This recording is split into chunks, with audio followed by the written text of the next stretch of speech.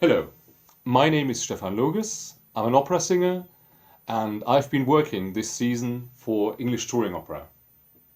Now, at this point in time, I expected to be singing the role of Don Alfonso in Laura Attridge's production of Mozart's Così fan tutte, as well as the role of Brother Stephan in James Conway's staging of Bach's St. John Passion, all part of English touring opera's spring tour.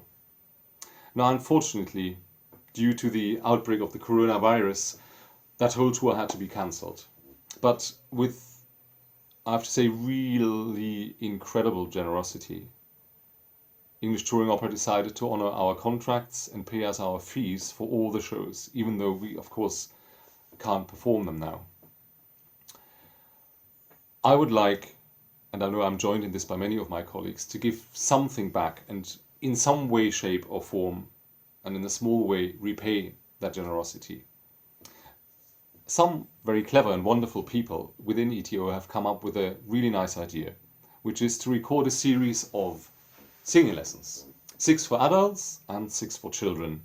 And the idea is that each one of them will be given by a different artist from the spring tour, and we will watch each other, listen to each other, and of course try to learn from each other and use in those lessons things that we have learned over years of training and performing.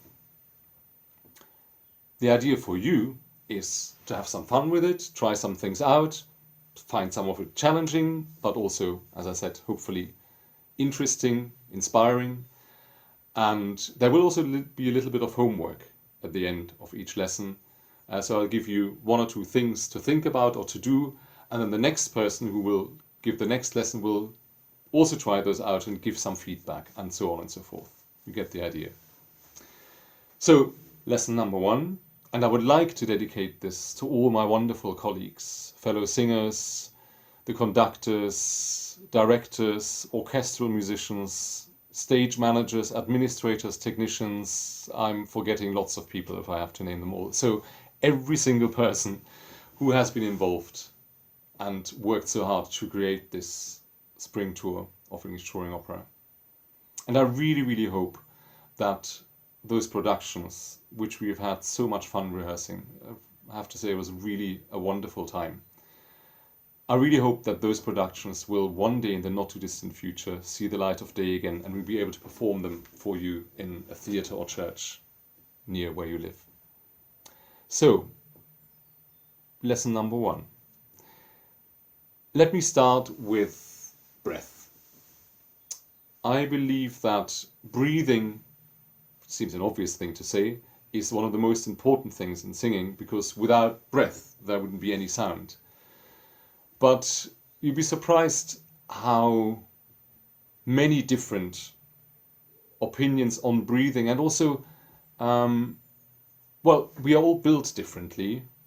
Our voices, no 2 voices are the same, no 2 bodies are the same. So how we experience breathing to start with and how we use breath will differ from person to person. That is all right. So I will try and give you my version, and hopefully at least some of you will find that useful and it will ring true for them. I think breath should always be very low in your body. And I'm not talking about where it really is, because of course it is in the lungs, but where you feel it, where you feel your breath control comes from. And I believe that should be very low down. Your abdominal muscles should be involved, but also all the way around your lower midriff, all the way into your lower back. You should feel kind of a sense of stretch when you breathe in. So it's almost as if you kind of blow up a rubber tire all around you and fill that with air. Or think of a cushion full of air that you then sit yourself on. Not fixed, not rigid, but flexible and buoyant, I guess would be the right word to use. So just take a few breaths and try that out. Breathe through your nose and your mouth at the same time.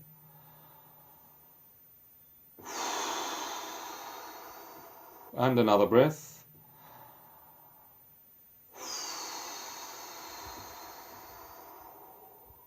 Very good. And at the end of that breath, you should feel a slight pulling in of your abdominal muscles.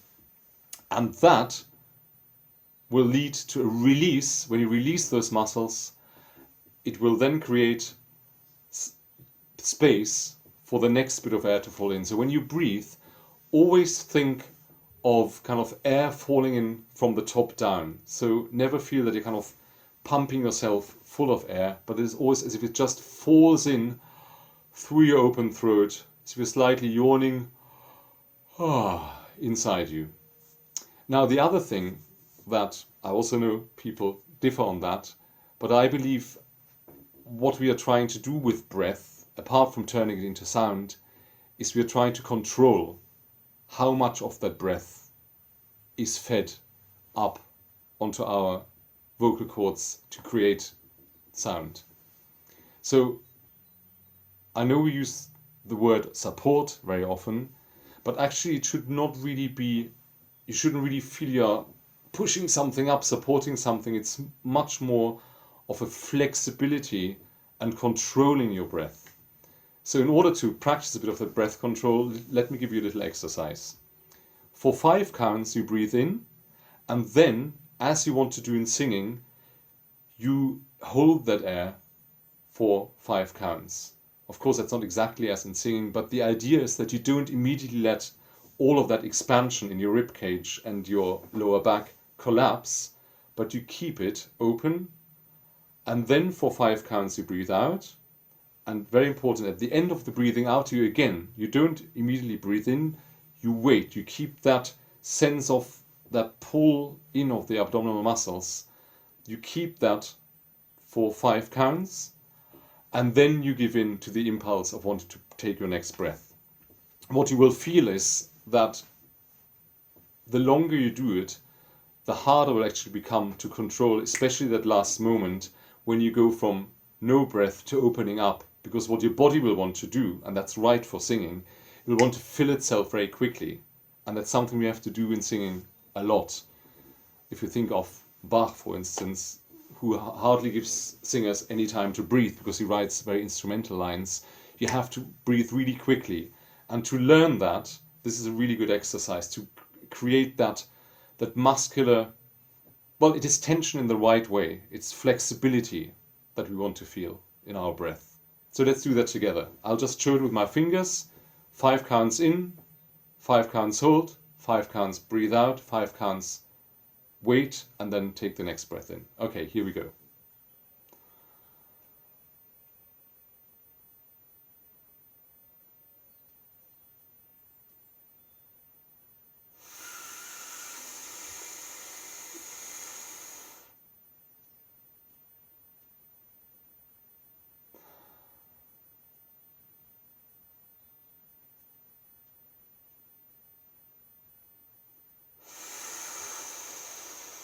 And so on and so forth.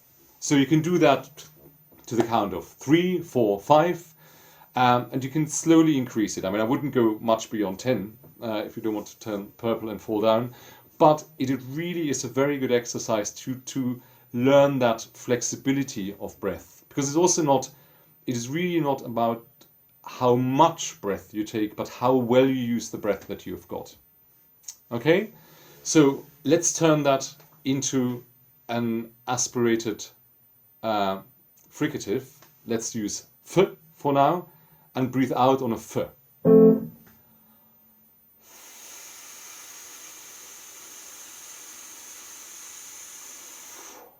Do that again.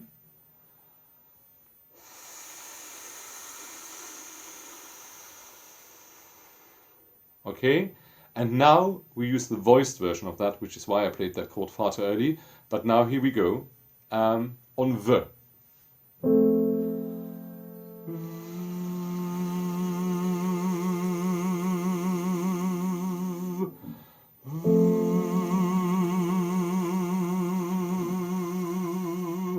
And in that, you should feel how much breath you need to feed onto your vocal cords to create that V sound. It should be relaxed, should be really nice buzz. As soon as you push too much air, it will go, you'll basically find you've got too much pressure here and you can't create that easy buzz. And of course, if there's not enough breath, then you won't make a sound at all. So the voice v or z or j, these things are really good to, on one note, or you can do it on a small little 5-tone scale, whatever you want to do, are really good to learn how much breath you need and to create that even breath flow, which we are all after when we want to sing long phrases. And of course, then when you use lots of different vowels and consonants, it becomes much harder to control that. So in order to at least feel what ideally it should feel like, those v, j, z sounds are really, really good. Okay, so let's do that on a little 5-tone scale.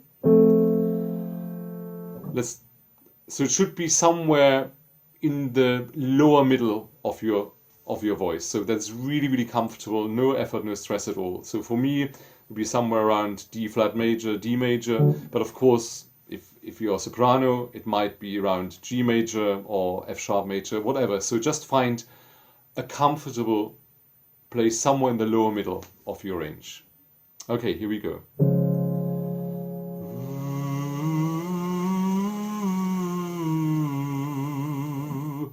Half tone up.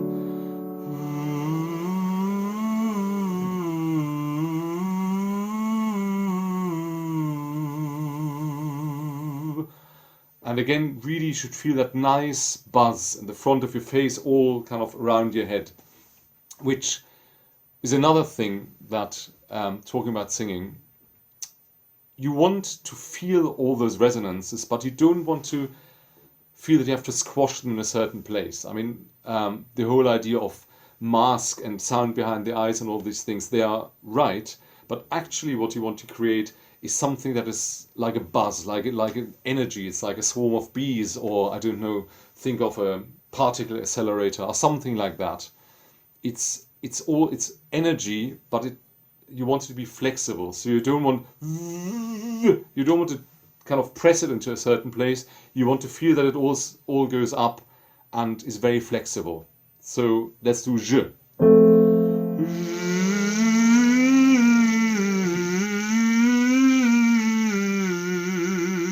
And if you then want to test how that works into a vowel, let's open it up into an R. So let's go a little bit further down and do z and then za.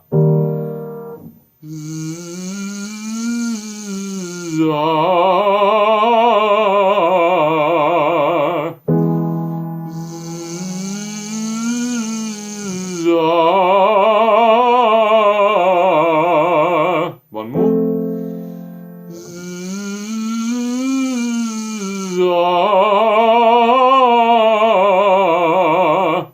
Now you noticed on that one, on the upper note, which is a C, which is kind of the lower end of my passaggio, I have to be careful that I don't push my voice. So really, the same way as breath, I think should always come or be led from top to bottom, sound should go, I think you should feel the same way. You should always feel as if you're taking sound towards you, not pushing it anywhere. So rather than because it immediately creates pressure and wrong muscle tension. So when you do these exercises, feel that breath control, feel that buzz, but always imagine you're vibrating or resonating within yourself. And that's what will make your voice travel, not the sense of having to push it somewhere. So let's do that once more.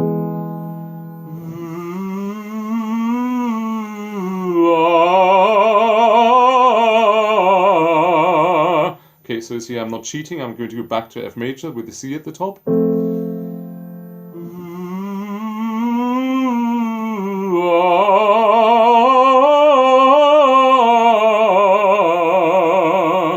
So that is also, I think, a really nice exercise to find your own voice, because that's another thing I think is really important, that we should of course all learn from other singers and listen to lots of singers, but what is really crucial, I think, is to find what your own voice is.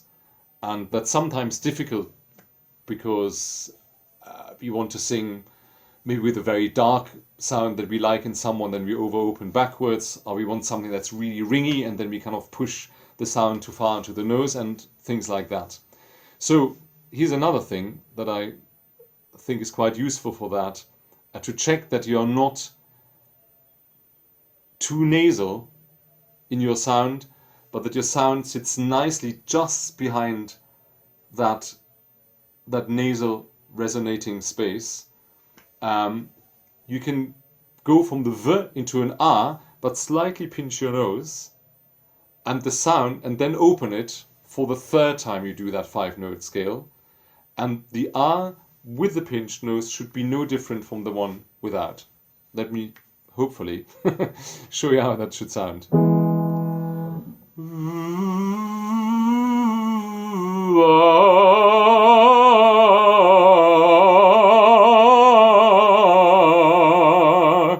Another one.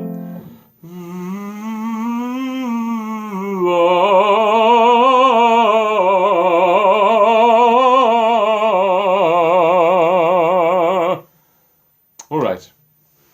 So this, I think, is a really nice exercise to find your own sound, to make sure that the sound is not too far back, not too far forward.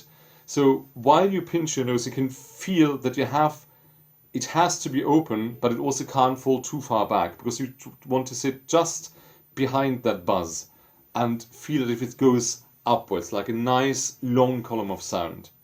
Yeah? So not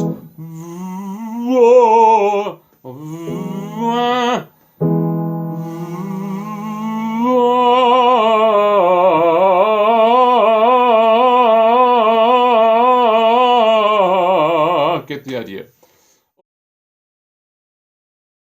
All right, to finish off this lesson, now a little bit of homework. So this is an exercise to practice that buoyancy and flexibility of breath flow that I was talking about earlier.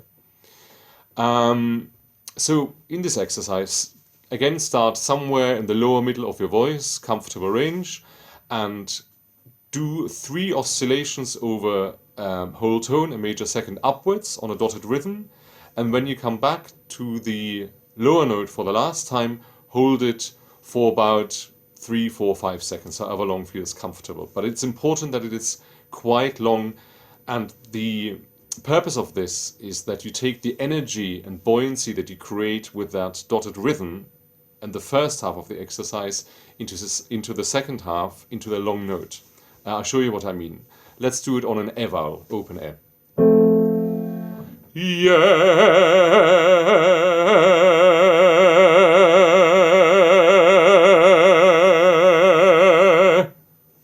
All right. So you might have heard, I don't know how clear that is, that I added a little bit of crescendo and decrescendo. You can do that stronger, just to keep that last note really flexible and keep that energy and breath flow as vibrant as possible. That's the idea. And also for the upper note, when you in that dotted rhythm, the shorter note, the upper note, should get a little impulse from your abdominal muscles. Nothing too strong, shouldn't feel rigid or, again, too fixed, but just a little muscular impulse to give it an extra bit of energy, like a musical accent. So it goes like this. Yeah.